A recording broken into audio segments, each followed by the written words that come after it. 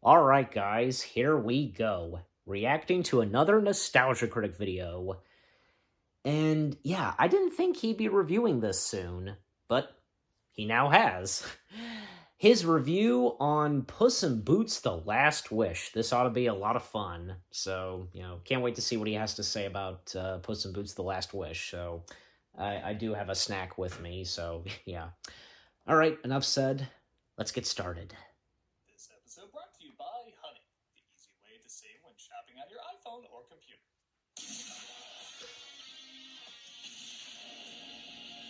And this is the new Nostalgia Critic intro, in the style of a video game. Select your player.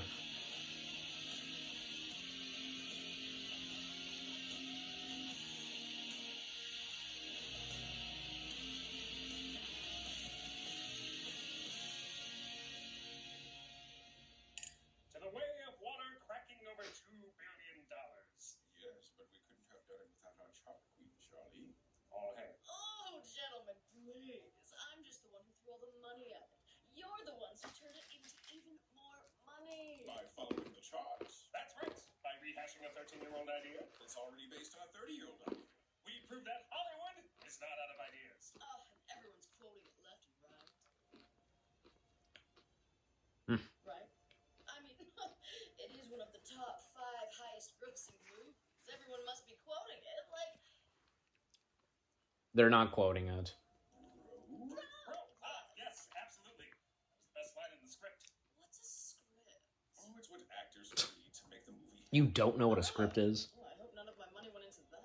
Not really, just effects. And even then, that's debatable. To manipulating the bare minimum. With money. And charts.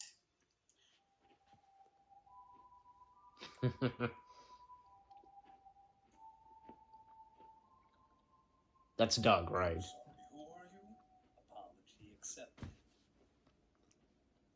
Excuse me, but this is a private celebration. There's the famous cats. We'll leave the You get what you deserve. Oh, you're a fan of our work? Oh, yeah. You made the cat film that came out in December, right? Yep, that's us. The one that lasted in theaters well past... Good gosh, like, his eyes. The sequel to a film over a decade old that nobody knew they wanted. You flatter us, Mr. I'm sorry, what was your name again? The film everyone's still talking about. I guess it's just the lighting, so now that I realize. Everyone. Themes all over the internet, lines being referenced left and right. Countless videos discussing its themes, characters, and story. That doesn't sound like our work. Yes, it does. Oh, I mean, that's what you get. He's talking about The Last Wish, of course. The box office has shown us that we are the masters of storytelling. I never do this, but can I get your autograph? Certainly. Do you have a pen or something, person who used to be standing right in front of me? Hey, where do you go? Right there. Sign right here. Oh, you accidentally brought the wrong one. You meant this. Not talking about Avatar. I'm gonna be terrified somewhere else. We too have a 5 o'clock pan shooting. Hmm. Come on. You're not going anywhere. Oh, you're not living up to the hype. Pick it up. Pick it up.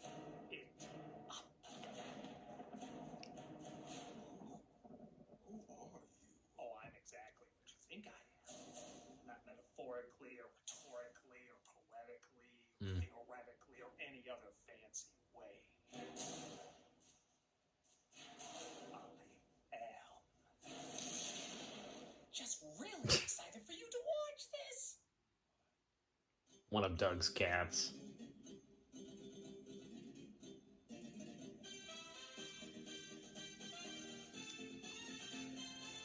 For some reason, when this movie came out, everybody was comparing it to the show Velma. I don't really know why either. They're both animated. Why? They're both comedies, supposedly. They're both movies. No, wait, they're not. I can get this comparison. To me, Avatar: The Way of Water neither. is the real comparison. They're both sequels to films that came out a little over a decade ago. Both clearly animated. season, and both lasted longer than expected in theaters. But where the adult one wanted to look real and basically had a script for children, the children's one wanted to feel real and basically had a script for adults. If you told me one of these scripts took 10 years to write, going off of the previous film's ideas and expanding them while also evolving the characters with satisfying art, I wouldn't have guessed it's this expensive Save the Whales bumper sticker. That's why nobody's talking about Avatar 2 outside the technology in the box office, yet people are still talking about Puss in Boots 2 for its imagination and storytelling. Yep. The things you're supposed to talk about when you see a good movie. Yep. It wasn't even a sequel people demanded to exist. Mm-mm. I think I speak for most when I say the first Puss in Boots was passable. Clearly he was a breakout character from the Shrek movies, but nobody was really clamoring to see the film again. With the sequel, though, people were still seeing it on the big screen, even after it came out on streaming and Blu-ray. That's pretty damn impressive. So, I saw it in now, theaters. so many people, still resulting in fan art, gifs, millions of hits on videos, and the Megan dance. I'm calling the police. Let's take a closer look to find out. Unless we want to talk about the hidden layers of that other cat movie. No, we got it just fine, thank you. Environment good, people bad. Oh, I just want to see my family again. Let's see. This is Puss in Boots: The Last Wish. He got him good. The film opens with the only song in the movie, so thankfully it's pretty catchy. It is. Puss is played again by Antonio Banderas, who has taken over the corrupt governor's house and is throwing a fiesta. And I knew this movie was at least going to be funny by two opening jokes. One being when a father lets his son's face get stepped on by Puss's boots. He stepped on my face. And we will never wash it again. And the other being when the governor returns home, resulting in... That's the autograph, you know. Mi casa es su casa. No, su casa es mi casa. That is so clever, I want to stalk it online so I can obsess over how much better it is than me.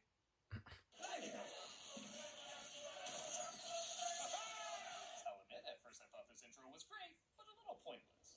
Like all it wanted to do was show off a cool action sequence. A friggin' giant shows up out of nowhere and never returns. But watching it again, it does show how reckless Puss is with his life.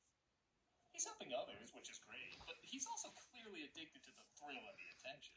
You can see why Death would be so pissed watching him be so careless with what he has. Which, by the way... This movie's good. I didn't see Also him. address the animation up front, as it's very different from the other Puss in Boots and Shrek movies. The designs are pretty similar, but the textures have more of a painted look, and it constantly skips frames.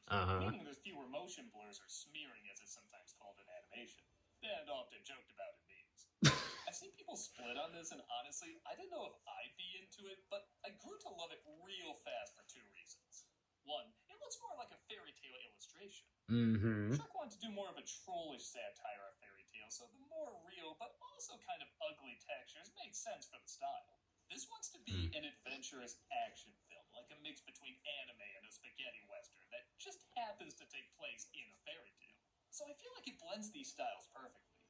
Two, I've discovered I remember the motion more with fewer frames. It's been proven you can get across more visual information in animation than live action, which makes sense. It is reality reduced down to fewer but more vibrant colors and lines. This movie I never found the animation in the Shrek movies ugly, you know. It's like an adrenaline rush. The skipped frames help you remember the imagery more than if they added more realistic blurs. Try it. Let's compare Puss in Boots fighting in Shrek 2 in slow motion.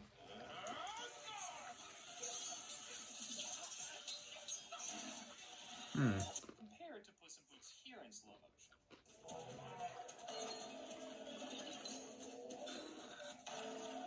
Yeah, I can tell the difference. If you pause it randomly during an action sequence, everything looks like a beautiful painting or 3D comic book panel. I know the style's becoming more popular, and while I wouldn't want to see it everywhere, I do like variety. Yeah, it doesn't need to be. It can create imagery that'll last with you forever. It doesn't need to be in every animated film. So, and there's an ad. When it comes to editing these reaction videos, you know, just I tell ya. So, but yeah, I can tell the difference with the animation, and I agree. I agree with the critic, because, you know, this type of animation does not need to be in every single animated film. It doesn't need to be. I think it's obvious. I think animation studios would know that. You know, ever since the Spider-Verse, this, and Ninja Turtles. Yeah, so who knows what's next? Who knows like who's going to do this animation style. You get my point. So, anyways, right. Okay, that was a commercial break. I'm going back just a little bit. All right. Speaking of forever, Puss in Boots is killed after defeating the giant, resulting in him showing up at the doctor trying to figure out how many of his 9 lives he has left. This is another example of the film doing way more than it needs to. All these jokes are pretty funny, showing the various ways he died. But not only Yep. hidden jokes like Puss not only wins against the dogs playing poker painting, but also wins with 5 aces and another one hidden in his hat. But look at these title cards. All they need to do is show a number, but they include a creative drawing tied to his death. Death is seen in the corners of each one as he gets closer. Oh, okay. Is this amazing? I did not notice that either. It has a million little touches like this that add up more and more. Case in point, when he's told And he's on his last line, Genji's Puss laughs cameo. off the danger and goes to a bar to drink shots of cream. Another glass of cream. Make it your head. Uh, Oh, I keep that milk. stuff in the back. That's funny enough. Have you noticed he has 8 glasses empty, and he's drinking his 9th just as Death walks in? This whole movie feels like Eddie Valiant's desk scene. I just love how much they're sneaking in without you even being aware of it. There's the famous Okay. the feather, and of course, the boots. As Wagner Mora as Death, doing one hell of a job giving this creepy-ass thing a creepy-ass voice. Can I get your autograph? Yeah. Right there. My only complaint is, it takes Puss way too long to figure out who he is. Puss in Boots laughs in the face of death. So I've heard. I just assume he put together this was the Grim Reaper, but I guess that's a big twist in the middle that is about as shocking as Judge Doom being the bad guy. Yeah, I don't know what's up with all these Roger Rabbit references either. Pick it up. Pick Were there? it up. For the first time, Puss may have met his match, shown beautifully in this reflection shot of Puss being disoriented, which will flip in the climax with Death being disoriented. And he decides to flee. Corre, corre, gatito. Now all they have to do is show him going to an old cat lady's house the doctor recommended when he returned. Didn't talk about. Instead, it's shown to us in this cool way. He didn't talk about Puss having blood dripping down. Damn it, you're Puss in Boots too! Nobody's expecting you to try! He buries his clothes and sword, and I love the way he does so like a real cat. Yes. Because it looks hilarious, but you could argue it's him getting ready for his life as a domesticated animal. As we get to funny scenes with Divine Joy Randolph as the weird cat lady. This is my home, and now it's your home too. Your forever home. And we're showing the equivalent of a retirement home for cats he ultimately surrenders to. Yep. You're a talking cat? I'm a talking cat. Let's talk. Okay, so if you're like me, you got your Olaf from Frozen 2 cross and Disney from Black Cauldron Holy Water, but Perito, Oh gosh. admittedly does walk that line, but never crosses it. His story is pretty decent. He wants to be a therapy dog, but is pretending to be a cat because nobody wants him as a pet. What could they possibly want to offer Puss in Boots? What's a Puss in Boots? Seriously? The jokes are hit and miss. His chipper personality balances out when we find out later what a depressing life he has without even knowing it. We'll get to that a little later, but I don't think I say this often. I'm pretty sure this comic relief wouldn't have worked if they didn't have the dramatic moments. Drama, 3 bears led by Goldilocks, played by Florence Pugh, are searching for Puss in Boots, and she tells the bears, who have only snarled and growled up to this point, to rough up the cat lady, resulting in this. Excuse me, my darling. We're looking for the legendary Puss in Boots. Now, that's a decent joke, but that's not all it is. These bears actually do have distinct, likable personalities. They do. They apparently like having Goldie as a member of the family, but want to help her out in finding a fallen star that's said to grant one wish. I'll have your guts for garters. Too hard. That was not. Yeah, I think the just volume's good right. there. Again, if I had to nitpick, I would say they probably do the just right joke a few too many times. These ones are just right. It will make everything just right. The day when our world came just right. Oh, this is Goldilocks and the 3 It bears, does tie into the so. message, and the film is meant to also entertain kids, so I give it a pass. That star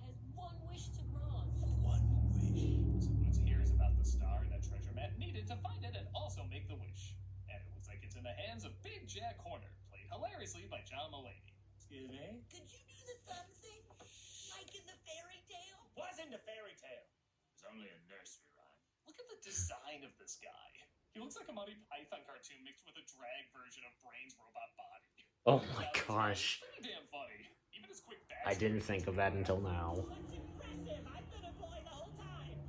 I did see that Pinky and the Brain episode. Does it mean there's technically 4 of these that came out last year then?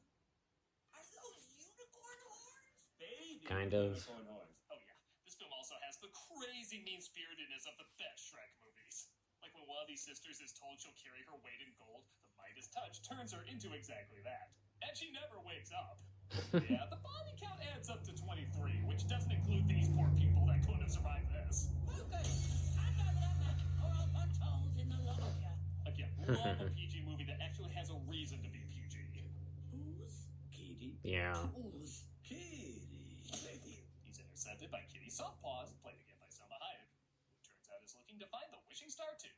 You have a lot of nerve coming back here. I was the best thief you ever hired. You robbed me! God damn it, some of these jokes are good. Puss and Kitty escape with the map, with Goldie and Jack following closely behind with The language. By the way, wonder where he got those unicorns horns from? This movie has so much extra credit, it's making all the other movies want to kick his ass in class. Hey, it's your And another commercial. But about that, for Pinocchio films, kind of. Look, just because Pinocchio made an appearance in Puss in Boots: The Last Wish, that doesn't make it a Pinocchio film. You get my point? Yeah, the Three Bears. You know, that's another thing too. Like, how does it like, what's the explanation on the Three Bears' appearance in the first Shrek film? I'm surprised that Nostalgia Critic, aka Doug Walker, hadn't brought that up. But, oh well. Back to it. So tell us how you became an internet sensation. Behind the meme, okay. A ridiculous meme. Well, one doesn't try to be a meme. I mean, it's not like for years that I'm trying to force memes down people's throats. That would be incredibly obvious. Okay, well, while that's going on, But honestly, it was all because of honey. People forget that was a honey sponsorship. so, let me see, like, as I said about the Three Bears, yeah, because, you know, especially, like, if you remember in the first Shrek film, the mama bear gets turned into a rug. Wow, because that was dark, you know. Yeah, I'm just gonna skip. Alright, there we go. Wait a minute. But honey works. Go do this thing. So the map seems to change depending on whoever holds it. And again, all they have to do is show everyone heading to the dark forest where the star is said to be. But they show it like this.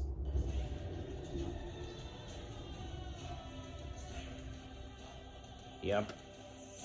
This film is trying to take those end credit collages that are trying to make the film you just watch look better and actually make the film better with it. Yeah.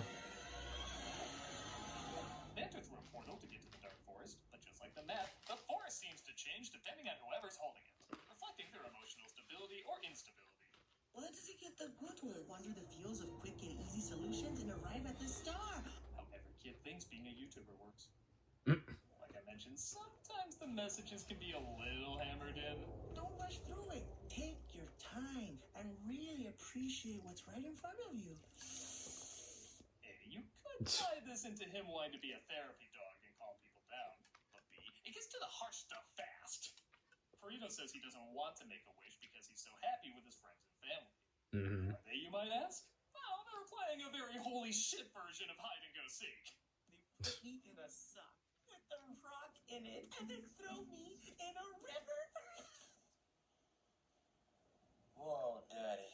Yeah. Yeah, I think Kitty's reaction there sums it up. Exactly. I was on the floor when I saw this. I couldn't believe this film was going that dark. Yeah. The lesser flick would have him eventually figure out what was going on, but I like that he never does.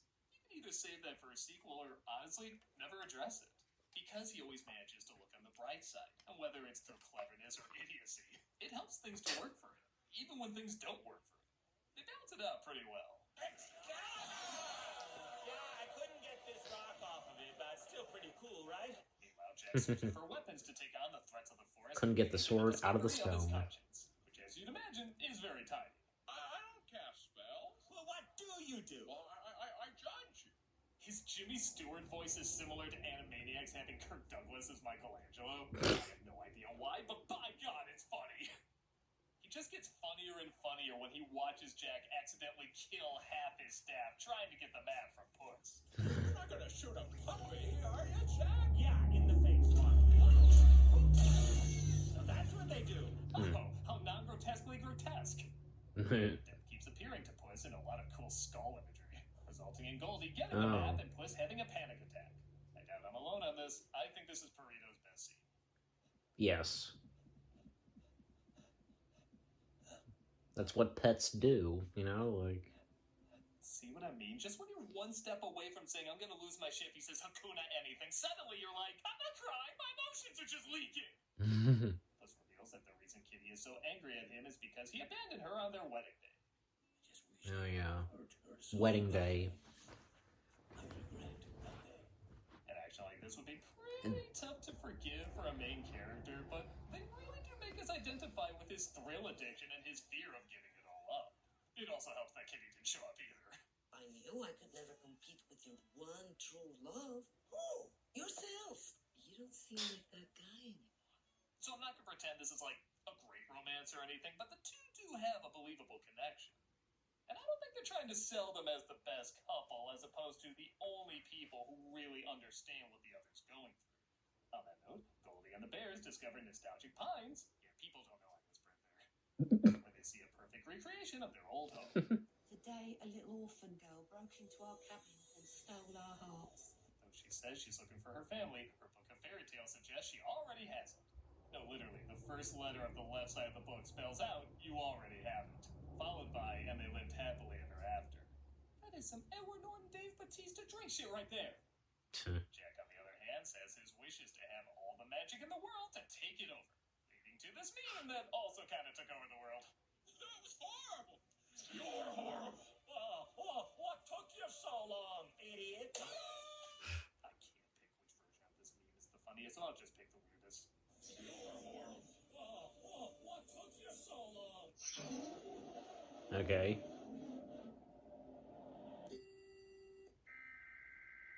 Right? Pretty goddamn odd. Yeah. Cats get the map back, but it's snatched away halfway through transforming, giving way to yet another creative action sequence. Oh, yeah. Yeah, whenever people say Olé. animation just for kids, remember you're watching something where this can happen. You can't see something like this in live action, or if you can, you have to use CG animation. True. But whatever, it's all just to babysit your kids. Yeah, screw it. If those are the only options, I'm not gonna choose to be a boring, miserable adult. I'm gonna choose to be a happy, interesting kid. Yeah. In this time of uncertainty, one thing is certain, you will always deserve and need access to high-quality healthcare. So yeah, I almost forgot about that. You know, Puss, you know, like ran away, you know, on him and Kitty's wedding. I almost forgot about that was their wedding.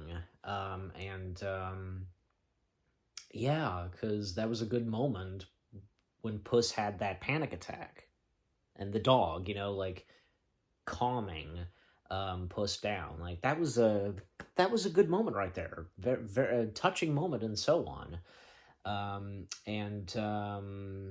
Yeah, and here's another thing, because Nostalgia Critic didn't point out the Firebird, you know, like, what's the bird's name, you know, from Harry Potter, that kind of bird. It's not just the cricket, it's the bird as well, so just thought I'd point that out.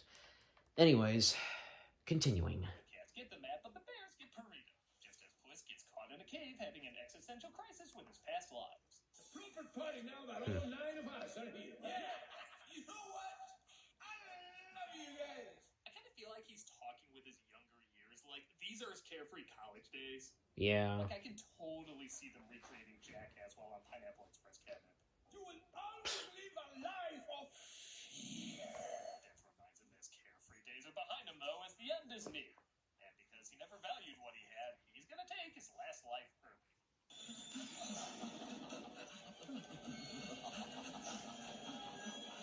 Don't make me jealous. There's not a haunted house based around you. Seriously, someone get on that. He escapes and gets to the star just as Kitty saves Perito and shows up behind him. Goldie and the bears aren't far behind either, as she reveals she wants to use her wish to get away from them and find her real family. The bears are heartbroken, but in a nice twist, they still see her as family and want to help. And whether you think we're a family or not, if this is something that will make you happy, we'll get you that wish. Kitty sees Puss making the wish and thinks he's being selfish again, but he says that death is after him just in time to see, well, everybody's after them. Yeah. This is clearly a send up to the good, the bad, and the ugly, which takes a lot of inspiration from. And on top of another great action sequence, Goldie gives up her wish to save her true family. Yep. Like I told you, baby, you're the smash, I'm the grab. Yes! And you notice, her appearance reflects that. Her clean, multicolored look becomes more muddy and brown the more she realizes she should probably stay with the bears, thus looking more like them. This movie The bears are her family. Modoc or something. Put Modoc in there. Perito says he doesn't need a wish, as one life is more than enough for him, which death comes to put to the test for Puss. This time he doesn't run away, though, as he finally has something of value worth fighting for. I was waiting for this moment. And for everybody to see the wolf. The one where I got the dog with Kitty Cat's with. Who on the top of that? The fight is about as beautifully laid out as you can imagine. Yes. He gets fed up when he sees he no longer runs away, but also doesn't think he's invincible either. I came here for an arrogant little legend who thought he was immortal, but I don't see him anymore. But that could be because I'm colorblind. Everything looks red to me. What color are you? I'm looking for an orange can. Are you orange? Porter comes back, though. He is orange. So bigger. And at first I didn't like that everybody else had an arc aside from him. Like, everyone can find the way except for this one a-hole, I guess. But firstly, you could argue there just aren't enough remaining years for him to convert. Like, maybe someone could change. They would just need several lifetimes to do it. But second, I kind of miss animated villains. They're just straight up evil. Yeah. Yeah, I like sympathy for my baddies, but since we already have antagonists who are relatable in this, and it's been so long since we've had an animated villain who's not a surprise or misunderstood, he's just plain mean. I'm open up to him more. You go to hell, Jack Horner. You go to hell and you die. Consider this my resignation, mister. The map is destroyed, so the star is destroyed, and everyone goes home to their newfound family. Yep. Except the bug, he still gets shit on. Hold still. Just imagine I almost space and he won't feel so bad. I almost forgot about This is that. another Shrek sequel in the near future, and Yep. honestly, I don't need it. Give me Puss in Boots 3. Talk about making lemonade from lemons. Where the We hell could did this get- movie come We could from? get a Puss in Boots In an age 3. where IP is being beaten to death and old tricks are just becoming older tricks, this movie has so much passion, so much style, so many little touches, while still working off of timeless themes and ideas. Are the lessons in this really that new? Not really. Some people even say for what they got, the movie was overhyped. And honestly, I can see how someone would think that. I think it's similar to when I first saw Back to the Future. Like, the build-up was so much, I was kind of shocked to find it was simply a well-made movie. But if a well-made movie is made really well, it can kind of be like the cheeseburger from the menu. It breathes new life into something you thought had no more life in it. Make you remember the charm and excitement of watching something people clearly put their blood, sweat, and tears into. And sure, lots of films people put their blood, sweat, and tears into, but the great films make you feel that devotion in every frame, every shot, every hidden Easter egg, every unique angle, every line delivery. It tries to do more than what's expected of it without forgetting what it is. A smart, funny, emotional, action-packed adventure everyone can get into. Even though they repeated it again and again, I think Goldie put it best when she said, it's just right. Yes. I agree. Will Hollywood learn to turn out more films like this? I have an idea. Puss in Boots goes to Pandora. Oh, and then they can. I'm sure they will. Name one of the characters from those movies. Take my money, anyways. guess it's a start. I'm a nostalgia critic guy, remember? So you don't have to. Thanks, Critic. Oh, you're still here? I'm still here, Puss. This month for cameos for charity, we're doing... All right. Well, that was good. Yeah, I enjoyed his review on Puss in Boots. You know, he gave it a good review. Like, yeah, pointing out a few things like flaws and so on, but still, you know, he seemed to think that this was pretty good, and that's good. You know, good. All right. With all that being said, jump cut to my thoughts now. Hey guys, so that was my reaction to the Nostalgia Critics review of Puss in Boots: The Last Wish. And again, it was pretty good. I think he did a pretty good job reviewing Puss in Boots: The Last Wish. First off, I would like to say, when I did my reaction to his review of Zathura, I stated that I would consider reacting to his review of Looney Tunes Back in Action. But, yeah, if you notice that there was a text, a list of, you know, other reviews that, you know, that I would consider reacting to, you know, the Nostalgia Critic. Yeah, because after I recorded my reaction, etc., you know, and while I was editing, I thought, you know, why not? I'll react to, you know, a couple of other of his reviews, you know, and yeah, like, as it said in the text, like, I would consider, you know, reacting to, you know, his reviews on a couple of Muppet films, the Puss in Boots films, you know, and, you know, Puss in Boots: The Last Wish. So, yeah. But yeah, so when they happen, I will definitely react to them. So when he reviews the first Puss in Boots film and the Muppet films, like, you know, I'm considering, you know, reacting to his review of The Great Muppet Caper, because that's actually one of his favorite Muppet films. Nostalgia Critic, Doug Walker, yeah, and Muppet Treasure Island. So yeah, he had already reviewed, say, Muppet Christmas Carol, so I don't see why he wouldn't review, say, Muppet Treasure Island, and of course, The Great Muppet Caper. Yeah. But yeah, so I'm glad that I've gotten to react to his review of Puss in Boots: The Last Wish, because, you know, of course he would have to, you know, understand and acknowledge that Puss in Boots: The Last Wish, it's a great animation masterpiece. Like, it is. Like, again, yeah, because he pointed out some things, you know, like, too much of, say, like, messages and, you know, what he said in his review. I understand, but still, you know, it's, and as Goldilocks said, it's just right. And it is, like, and that's the thing, because, you know, nobody, including myself, like, expected Puss in Boots: The Last Wish to turn out so fantastic. You know, I'm sure, you know, for everybody, and of course including myself, we thought that, well, like, maybe it'll be the same, like, level as the first Puss in Boots film, like, it'll have the same animation style and so on. Like, nobody expected this film to have the same animation style from the Spider-Verse movies. Nobody. But I tell you, when the trailers came out, and it seemed like that this was going to be pretty awesome, and when it was released, it really showed. Like, and the ending to the movie, and as Critic pointed out, you know, like, leaving the door open for, you know, another Shrek movie.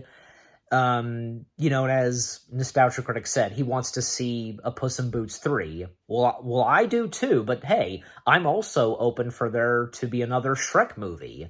As long as they can make it good, that's what's important. Make it good. Make Shrek 5 good. Make Puss in Boots 3 good. Like, all of this. And not to mention, I feel like, you know, don't want to leave this out, Eddie Murphy, you know, he expressed interest in his character, Donkey, to have his own spin-off movie. Okay, like, if Eddie Murphy wants that to happen, that's fine with me. So, you know, they can make that happen. I think I remember reading an article that the president of Illumination talked about that, not just, about Shrek 5, Puss in Boots 3, but also mentioning about, Eddie Murphy's proposal of a Donkey spinoff. So, yeah. We'll just have to wait and see. They may very well happen, until, it's official. The word is official from Universal and DreamWorks, etc. We'll just have to wait. So, yeah. But what about you guys? What did you think of Nostalgia Critic's review of Puss in Boots: The Last Wish? What did you think of the video itself? What did you think of my reaction? Leave comments and give this reaction a like, as always. So, with all that being said, thank you very much for watching. I hope you guys enjoyed my reaction to Nostalgia Critic's review of Puss in Boots: The Last Wish. More reactions coming your way. They're gonna be awesome. Keep looking forward, and I'll see you guys in the next video /reaction. Take care, and peace out.